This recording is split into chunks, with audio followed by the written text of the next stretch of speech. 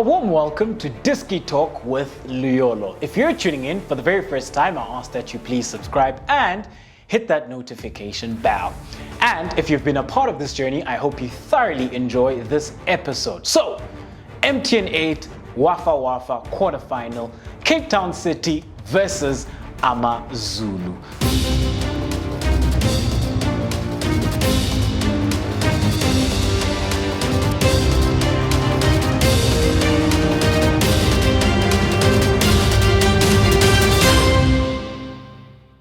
So I'm thoroughly excited for this one as we're going to have a tactical preview of that encounter. So without wasting any time, let's head straight into it. So the red team will represent Amazulu, and then the blue team will represent Cape Town City. So with regards to Amazulu, Benni McCarthy is an adaptable coach, especially from a tactical standpoint. However, his most preferred lineup that we saw last season is a 4-2-3-1. So with regards to the 4-2-3-1, let's start. So in goals, we've got Veli Motwa, who will slot in there. At right back, we've got Tembelas Kakane.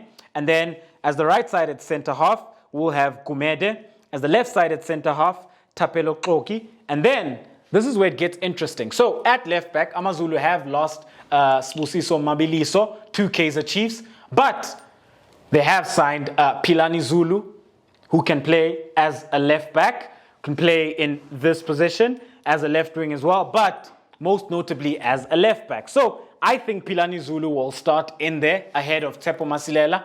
However, like I always note when it comes to the tactical preview, that anything can change and anything is possible with regards to the lineup. However, this is more or less what you're likely to see. So I would go with the Pilani Zulu in there. Also, another special mention is Malepe. Malepe has signed. So Malepe is left-footed, so he can also play as a left back or a left-sided centre back. So he could also potentially have a look in only progressing into the season. I don't think he walks straight into this lineup because this lineup has done so well in the past season. And this back four has also been very solid. So I think Benny goes with the tried and tested of at right back, Sikakane, Gumede as the right-sided centre half, left-sided centre half, Tapelo Klogi, the new boy, Pilani Zulu, in my opinion.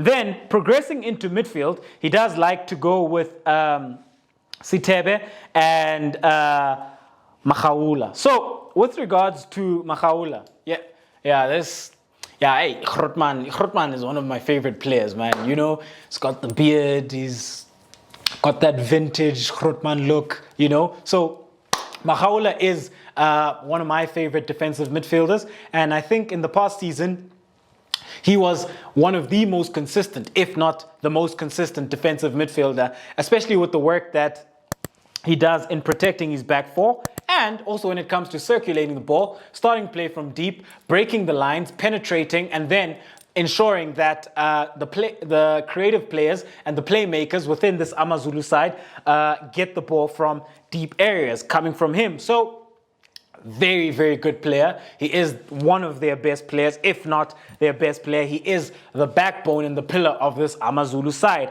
So then going into the three that play behind the striker. So yet again, I have to mention that it could possibly change, but this is most likely what we're going to see. As the right wing, Kalinge was growing into confidence. He did end the season off strongly. He was starting games. So I think Kalinge will start as the right winger. And then as the left winger, we will have Mulenga. And look, he was Amazulu's best player, in my opinion, last season with regards to his goals and his assists and his link-up play. You know, a player who some feel like is a striker, but with regards to his style of play, you know, it tells you everything with regards to how he moves, his body, that he likes running at players and he likes starting wide and then coming in.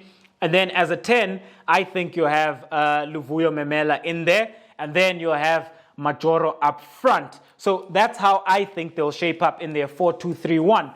However, a special mention to a couple of players. So in the centre-back department, you could have Mkwazela in there, a young centre half who I think people should look out for this season. I think he's going to do very well at Amazulu, very strong. And what I like about him is also very confident.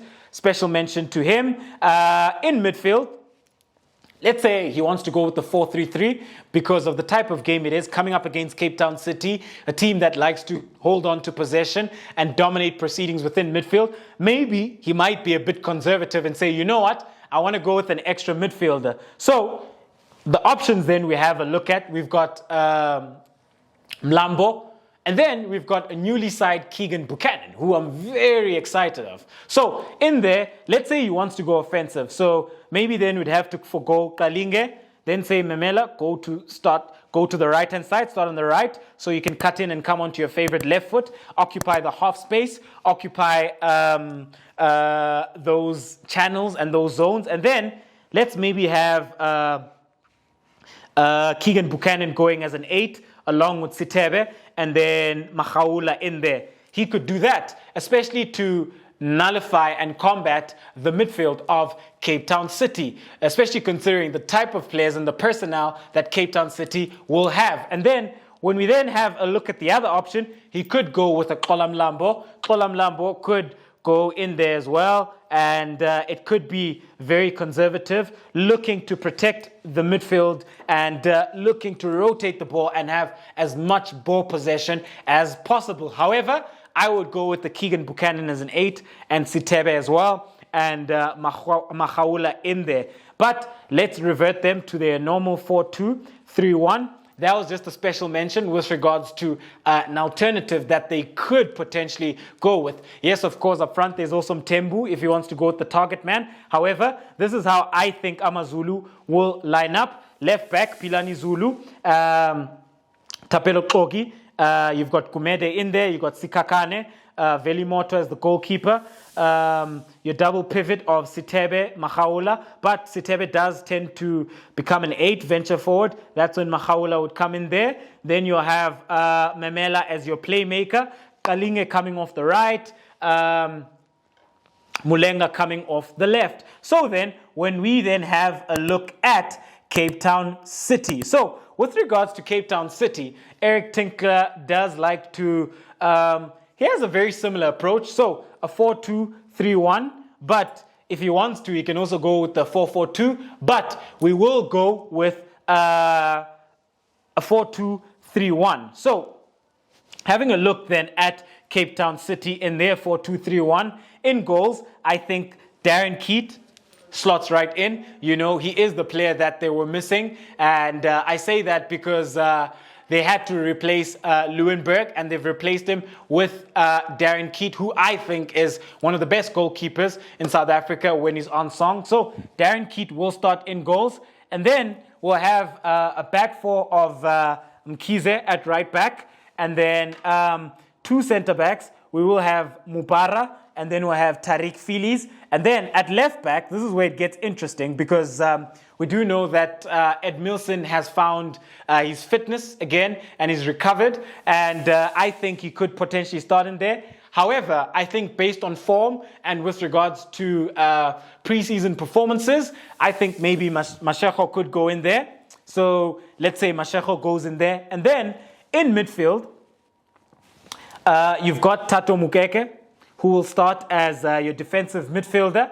And then you will have, yes, a man where there's been so much speculation. Will he leave? Will he stay? But we have seen that he is staying. So far, nothing has been confirmed as of yet. So he then has to start Thabo Notata in the midfield. So what I like then about the duality of these two is that Mukeke is very good at starting play. So he will drop in there. Very good at pinging passes. He controls the game very well. And I really like how confident and arrogant he tends to be on the ball. So when you then have a look at Thabo Notata. Thabo Notata is a midfielder who can do a bit of everything. You know, so he can go box to box.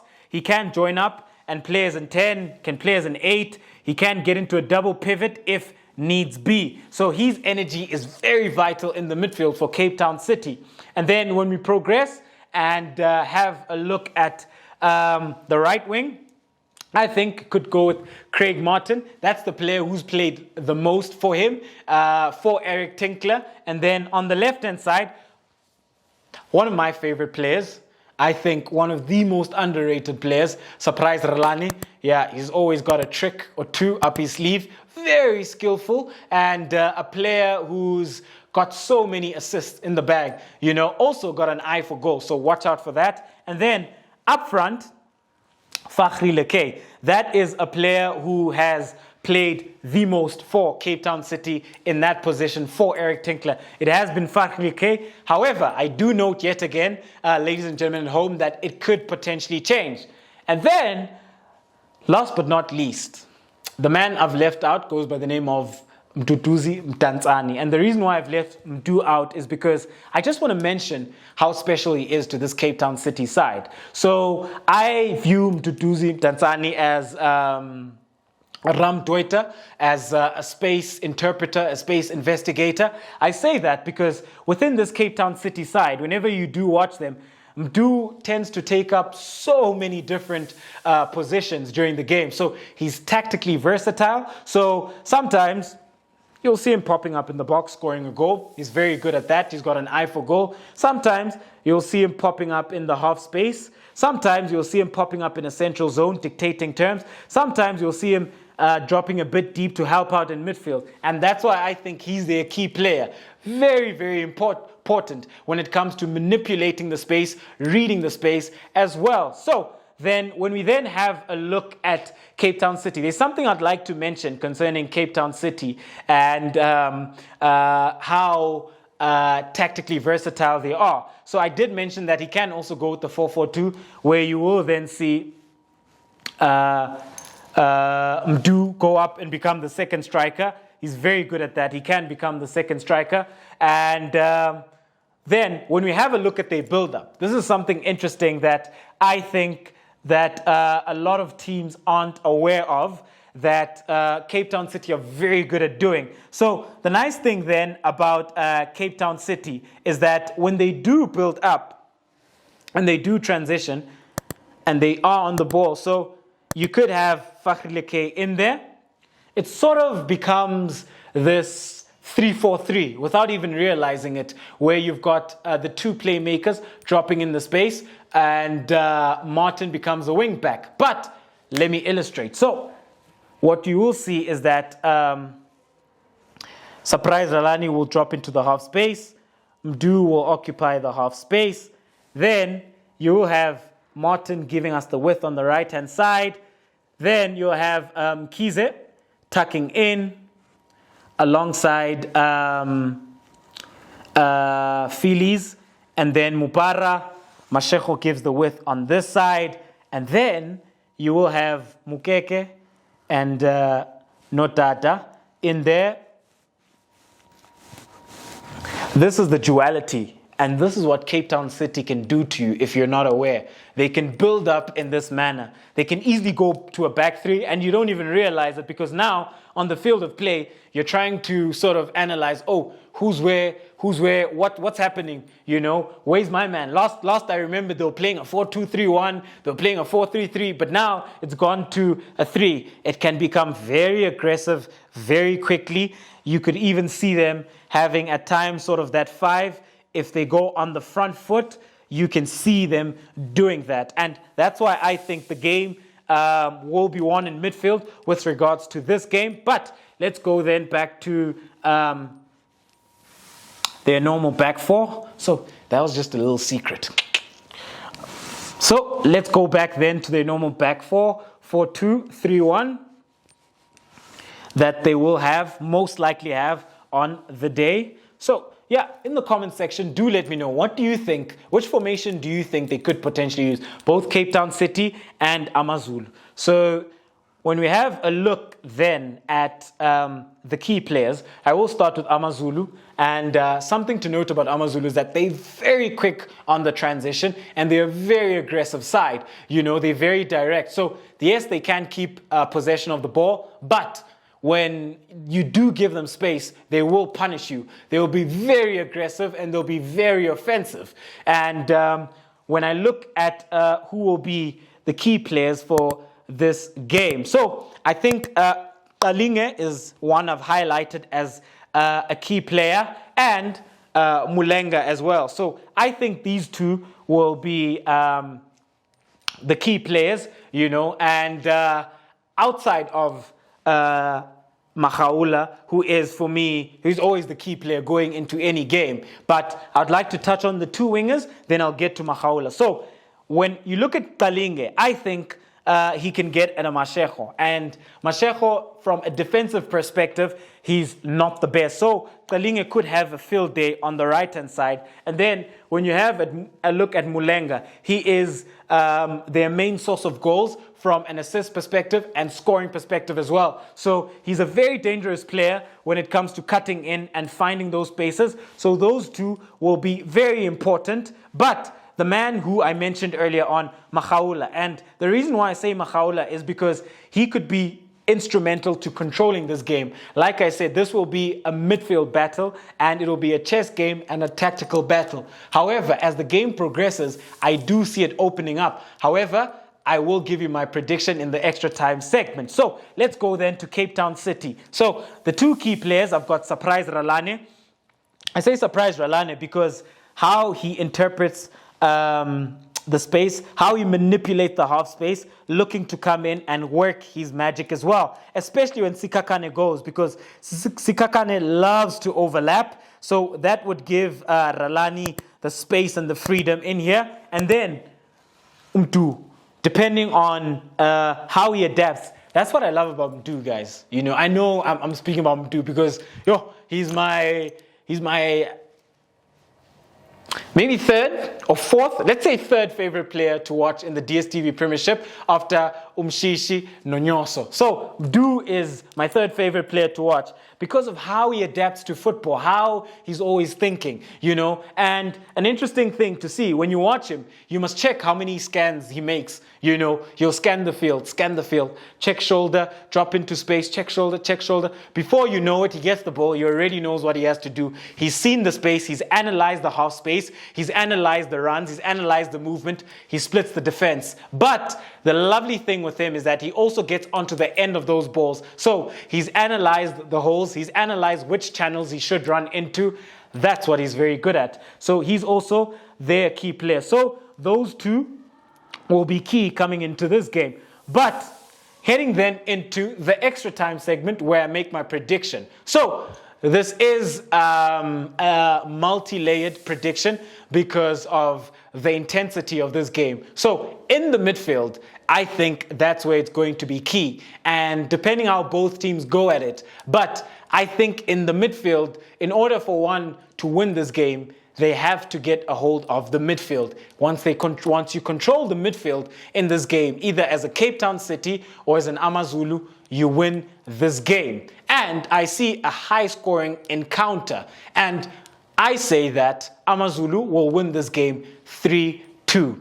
That is my prediction, ladies and gentlemen. Thank you very much for tuning in into yet another special episode of Diski Talk with Luyolo. I thoroughly enjoyed breaking down Amazulu versus Cape Town City. And I think this is actually going to be the best, if not one of the best games of the MTN 8 quarterfinal. Do let me know at home, what do you make of Amazulu with regards to their tactical approach? What do you make of Cape Town City as well? Thank you very much for tuning in. Signing out.